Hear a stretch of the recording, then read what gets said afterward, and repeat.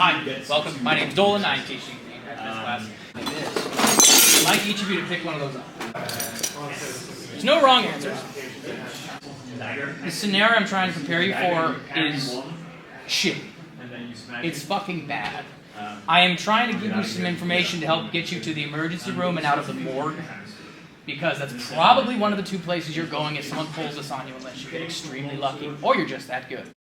So when preparing for a knife fight, a knife attack, a knife encounter, someone trying to stick this in you, there are a couple of commonalities we can observe and we can train with to give us a good baseline skill set for a variety of weapons.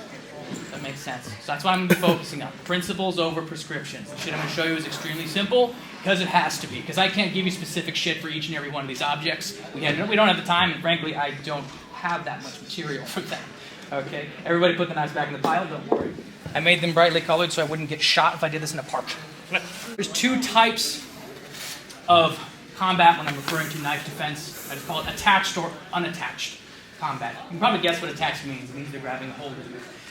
If Charles is trying to stick me with that and he's grabbed me, this is a fundamentally different situation than if he hasn't grabbed me. Okay? I want this. This is better for me. If he's grabbed a hold of me, I'm being taken off balance. He's punching me with the fucking hand. He's putting me in the wall. It's infinitely worse. I have to wrestle with a guy who can now kill me just by doing this on the right body. Different than a fist fight. The positions you're going to use are different, and there's a heavy emphasis on you controlling that weapon.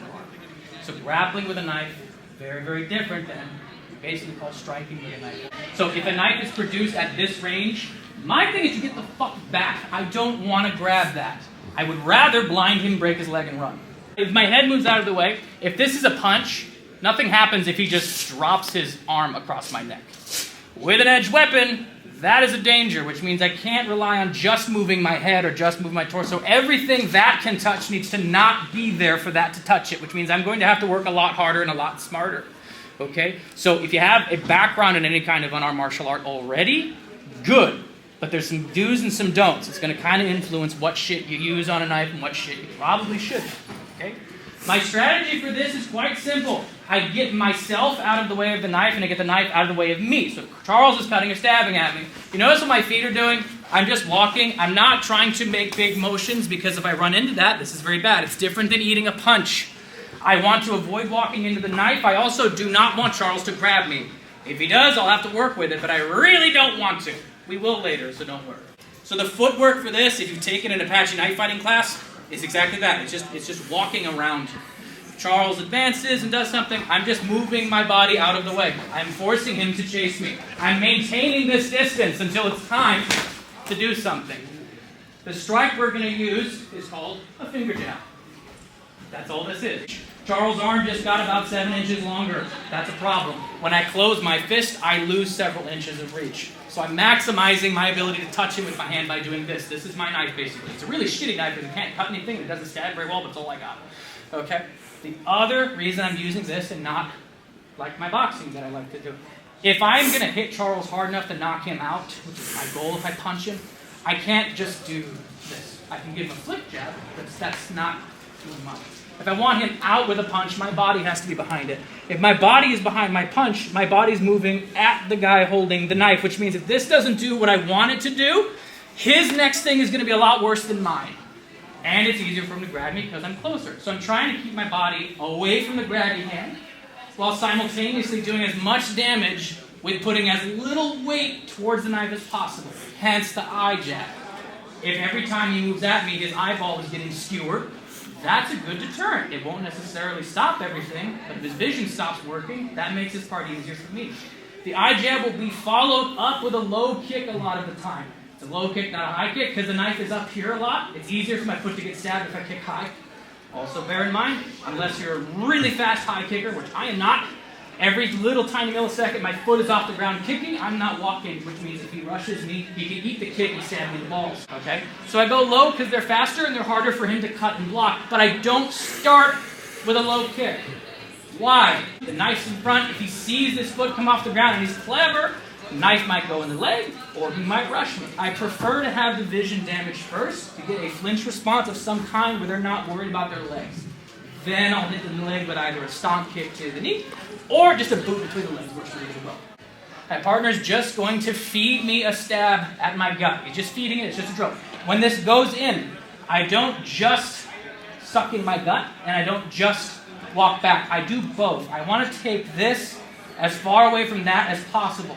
So I shoot my hips back as he stabs, and I do a little hop here. I'm not going to stand like this the whole time, don't worry. It's just to clear this. It's just here, like that.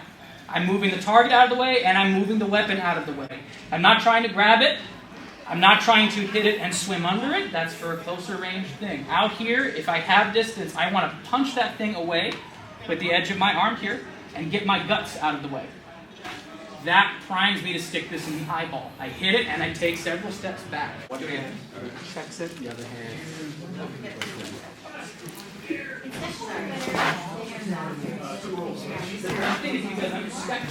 When this knife comes in, if this arm flexes on impact, which it likely will, if I'm just touching it or trying to post it out and stop its momentum, very slim chance that's going to stop moving. It tends to go through the arm. The arm tends to buckle. I'm not trying to stop it. I'm trying to send it over there. So when that stab comes, you're here. You're hitting it. You're smacking the wrist. Notice I said wrist and not forearm. If I go too high on this, the arm bends, and it's like a saber. It just curls around stuff. So you have to put that or that, any of these, I really don't care, but you have to smash down on that wrist and force that arm away. I'm not trying to stick to their arm, because if he's clever, he'll just cut my hand. Which, if you know anybody that does Filipino martial arts, they're like really good at that. So I'm trying to avoid that entirely by just getting the arm the fuck away from me. I don't want to touch it for any more than like a millisecond. Just to, and then hit him, okay? So keep drilling it. I want you coming down on that wrist a little bit. Partner who is stabbing, stab your partner like 2 or 3 times. Keep walking at them and stabbing them. Which means if you're not walking backwards, you're going to know, because they're going to catch you on the head. Yeah. That's dangerous, dude. Yeah. Let's get over there. My hands are up here. If that stab is coming straight, I'm checking it here. It's already right on the side of that thing. I don't have to raise my hands up and do it because my hands are already up. It's a good position to be in. I'm just going to check it on either side. It could be to the inside of his arm. It could be to the outside of the arm. Okay? Remember, I'm clearing the entire body. I'm not just doing this because there's still parts of me right here. If he takes another step forward, we're wrestling. I don't want to do that if I can avoid it. I'm clearing my entire body. Here, here, and that's your counter right here. It's called a back knuckle strike. I'm hitting with these. You can open your hand up and use the fingertips to slap to the eye. It doesn't quite have as much oomph. I prefer the knuckle. I don't care what side of the body you do it to. Stab me again. I can do it here. Here I have to take a step forward to hit him, or I throw a kick. See? But the principal thing is I'm not getting stabbed. And the first thing I care about is not being stabbed to death. Hitting him is secondary. It's important, but it's secondary. Go ahead, stab me. Here. Notice how I took several steps to do it? That's because I want to clear this. If I step square and do this step, I can block the stab, but that can buckle it, and he can drop it low, and I'm still in front of him, so if he rushes, he grabs me, he tackles me, and I get stabbed. Everything has to clear. Even if she hits me as it's happening, my skin has been sealed. That's not my part. See? So that hits me. This is whether it's a stab or whether it's a cut. I really don't care for this type of move. This changes a little bit when you try to grab the arm because the position of the arm is slightly different. But if I'm just striking him, I don't care if it's a cut or a stab. When that happens, I turn my shoulders and magic happens. My first thing I'm doing is I'm turning my shoulder. Again, I'm not just doing this because he can do what to my arm? Cut it. Yeah, even if it just slides. Whoops. Oh shit, that's really not great at all. That's very bad. See, so I'm still turning and hammering into his arm. Here, I turn, stab, boom. Here, now look where I'm at. Look what I did with my feet. Same thing we already did. Except now look at my fingers. Look, isn't that nice? It fits right there. See? One more time. Because I'm here.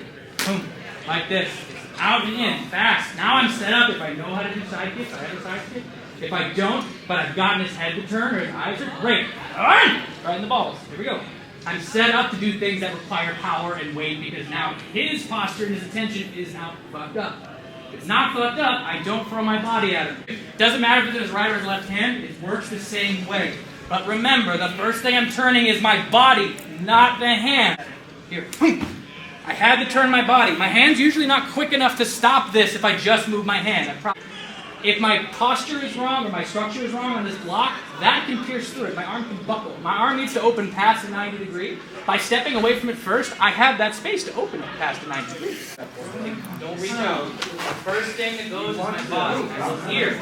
Now. There you go.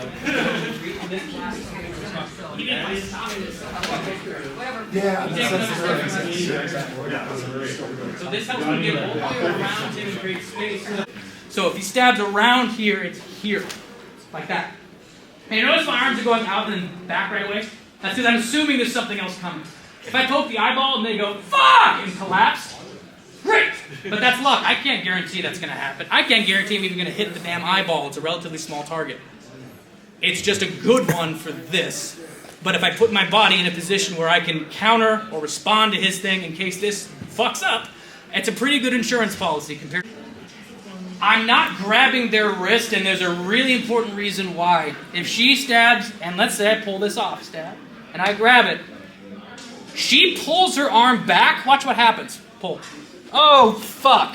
My body just got realigned with that knife, and it's now falling on it. That's without her grabbing me with this hand. It's yanking me, it's tethered me to this knife. I don't want that.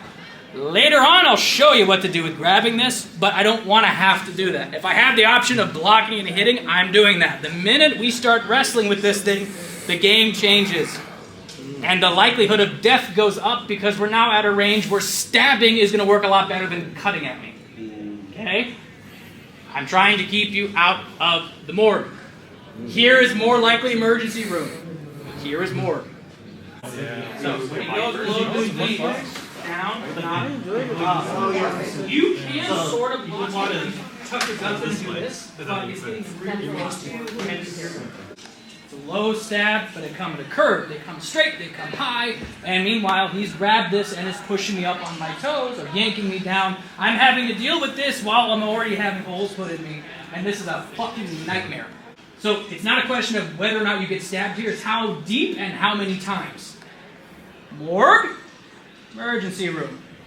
This is a very morgue-y situation off the rip. My goal is to accomplish two things in the very beginning to avoid me being stabbed. One is to immobilize the weapon arm and to isolate the weapon from his other hand. I can grab this in a lot of different ways where I'm not getting stabbed or cut, but if he puts that in his other hand, shit, this has accomplished nothing. I put myself in a position where that's not getting handed off and where it's not doing anything to me. Likewise, this position is, and he can still turn his shoulders. Not good. So if I have a lock like this, hand it off. Nope. Now we break. I sit down real fast, we break. I don't try to strip it out of their hand, I just break their fucking arm. Immobilized and isolated must occur. Otherwise you are relying on pure dumb luck. Again, the way we stop this is what? A low block. We've already done that before. But I'm not going to block and bring my hand back this time because I can't get away. He's just going to keep doing it. So when contact is made, keep stabbing again. Shit. I have to put this out and now I'm grabbing it because we're already wrestling for it. I can grab it now. This is fine. Okay?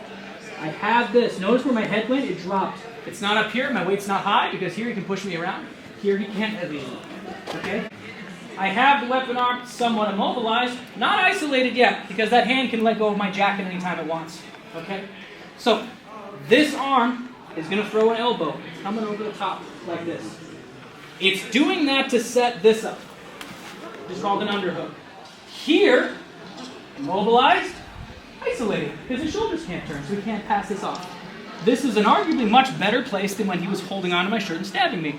It's still bad. This can still go poorly for me. This comes over the top. It might be an elbow. You might just swim it under. It just depends on like where you're at. For me, here, out elbow. I'm gripping under the armpit. I'm clamping down on this and putting my head in the way. And you notice where my feet went? I switched it. I did a triangle step. Here. Because if I keep it here, this can still kind of get me. Here, I'm clear of it. And I have more structure here, fighting against his arm. This is where I want you first. It's immobilized and it's isolated. That's a very good place for a second or two. Okay? Grab partner, give it a try. Good. Cheat that a little lower on the wrist. Nice. Now I want this against her like that. Tight. Because this arm will slide off and go around your neck if you don't seal that gap. Yeah. So you got to seal that shut and crank down on it. So he's having to fight like this. It's really awkward. Break it down. In. That was way better. Yes. That was better. Cool. I'm going to duck under this arm here. The way I'm going to do it, and this is super important, I'm going to open this arm like a chicken wing. And as I do that, I'm going to kind of drop my head under my arm. Notice how there's a little hole here? I'm going to keep this lifted. I'm going to step through that hole. Okay? This hand is going to reach around and clamp the knife hand. It's actually grabbing the hand. One hand I already have his wrist. I want the hand clamped. Because if Charles lets go right now with his left hand, grab the knife. He can grab the blade, but I want to seal his grip shut. If I just grab his arm, he passes it off, and then he flips it around and sticks that in my thigh. See that? So it's still immobilized, and it's isolated, so long as that hand doesn't open up. So I wrap my grip around his knuckles. I'm securing the arm with the wrist. My grip is sealing around the knuckles. I'm locking this in as tight as I can here. And we're not going to camp out here all day, so don't worry. But this is the position I want. This sets up a couple of things. If I can lift him, I can suplex him and dump him. Very good. If not that, I can do what's called a lateral drop takedown, where I sit down and do this. And then I force feed him that with his own body. And then I get up. And then this. Here, over the top, here. Now, lift this elbow up here. Turn. Do not try to do this like you're doing that. Not going to happen. You got to lift this and duck under it. You can't just lift the arm either, because now I have to like bend to do this. I lift it and I squat a little bit and I put my forehead on the arm. Now, I walk through it. This will immediately clamp it, wrap around, hold on to his fucking hand for dear life. Now I'm in that position where I can or drop. It works like this. I'm basically throwing my body kind of around his back, and I'm sitting, and he's tripping with that back leg. And I have to follow him up and start pressuring him here because I don't want him to turn around. I want him on his belly.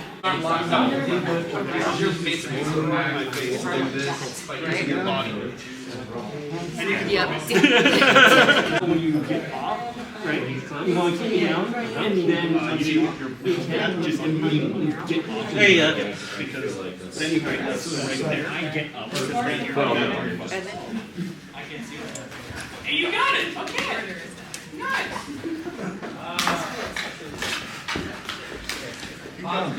Nice. And very Your hands are boosted on this. His hands are down like that. So when he's cutting at this size, to the, ICU and all that. They're the ones trying to do something specific. You have every advantage in the world. Grab him and feed it to him. That could have just been one kid. Oh, okay. Oh, he's doing it. Yes. No.